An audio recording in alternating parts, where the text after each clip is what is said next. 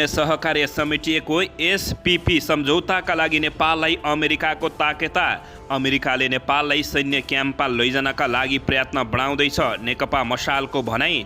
Jaspa फुटाउन doctor Baburam भट्टराईको हार गुहार। अमेरिकासँग सैन्य सहकार्य सम्झौता गर्न प्रधानमन्त्री शेरबहादुर देउबा सकारात्मक, सेना भने अझै अनिडेड। यस्तो छ अमेरिकी सेनाभित्र हुने 10 बुँदे प्रस्तावित सम्झौता। के हो त यो, यसबारे पुरा जानकारी। गठबन्धन जोगाउन देउबा, प्रचण्ड र माधव कुमार नेपाल बीच भेटवार्ता। काङ्ग्रेससँग बार्गेनिङ गर्न वाम गठबन्धनको हल्ला चलाएको नेकपा एमालेका नेता प्रदीप कुमार ग्यावालीको भनाई। फुटको संघारमा जसपा उपेन्द्र यादवलाई पार्टी अध्यक्षबाट हटाउने डाक्टर बाबुराम भट्टराईको निकै ठुलो योजना। राष्ट्रिय स्वाधीनताको प्रश्नमा जोसँग विचार मिल्छ उहीसँग चुनावी तालमेल हुन्छ नेकपा माओवादी केन्द्रका नेता देव गुरुङको भनाई। काङ्ग्रेस डराउनु पर्दैन, निर्वाचन अघि वाम एकता सम्भावना नभएको नेकपा एमालेको निष्कर्ष। विपक्षी सांसदले अर्थमन्त्री जनार्दन शर्माको राजीनामा मागेपछि मच्चियो हैलाखैला। निर्वाचन अघि वामपन्थी एकताको सम्भावना भएको यी नेताको भनाई। सरकारले चीनलाई चिडाउने, भारतलाई रिझाउने काम गरेको नेकपा एमालेका नेता प्रदीप कुमार ग्यावालीको भनाई। प्रधानमन्त्री शेरबहादुर देउबाले अमेरिकासँग सैन्य रणनीतिमा भाग लिन खोजेको र समझदारी गर्न खोजेको भन्दै चर्को विरोध। यता नेत्रविक्रम चन्द विप्लव नेतृत्वको नेकपाले गर्यो एमसीसीको कार्यालय घेराउ। अब हेर्नुहोस् पुरा समाचार।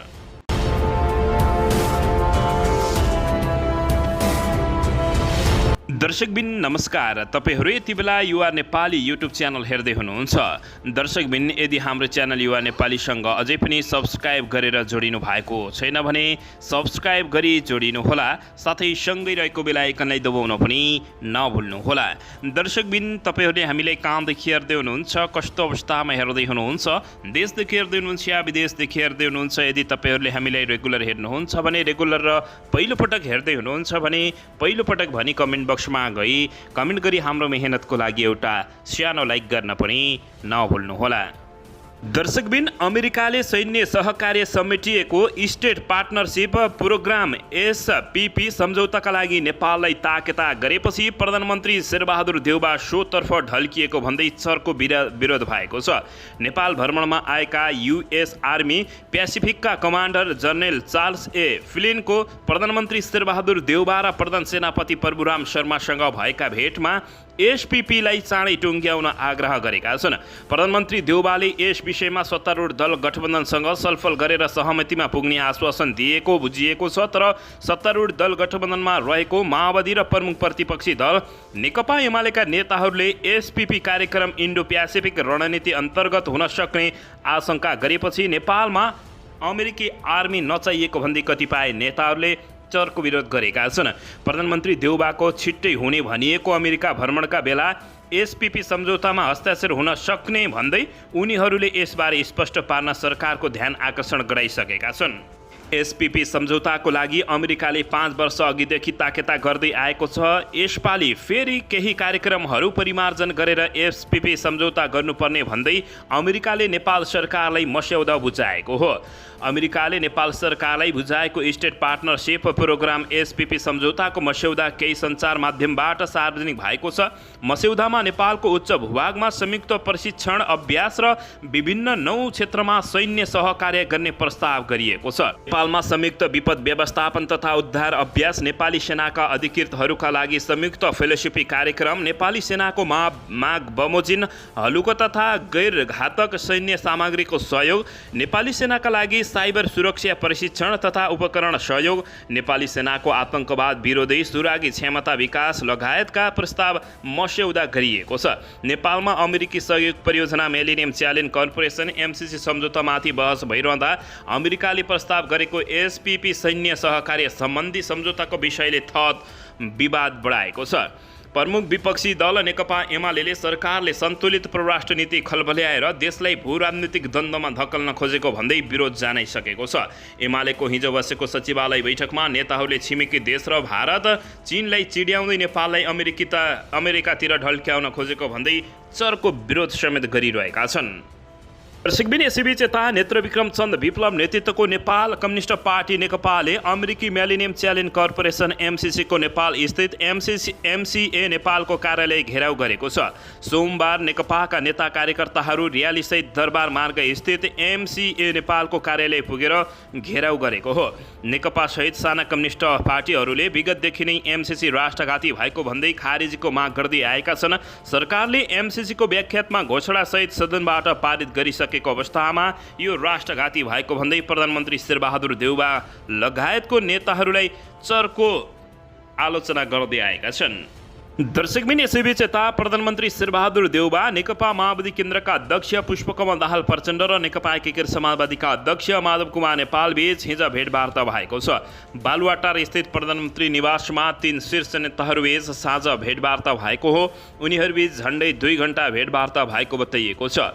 यसअघि पनि नेता नेपाल प्रधानमन्त्री देउबालाई भेट्न बालुवाटार पुगेका थिए। भेटवार्तामा निजगढ विमानस्थल निर्माण, मन्त्री हेरफेर, सत्तारूढ दल गठबन्धनलाई बलियो बनाउने लगायतका विषयमा छलफल भएको थियो। हिजै प्रधानमन्त्री देउबासँग लोसपा अध्यक्ष महन्त ठाकुर र नेता राजेन्द्र महतसँग पनि भेटवार्ता भएको थियो। त्यस्तै सोमबार नै डाक्टर बाबुराम भट्टराईले पनि देउबासँग भेटवार्ता गरेका थिए।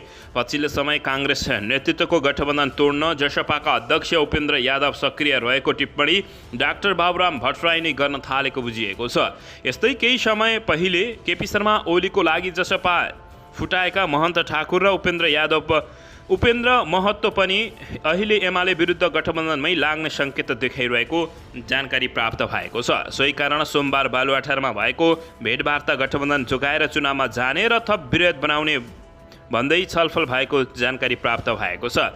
यसका लागि एमाले नेताहरूको सक्रियता र सम्भावित योजनाका ससाना सूचनाहरूबारे पनि बालुवाटारमा गम्भीर छलफल हुने गरेको जानकारी प्राप्त भएको हो।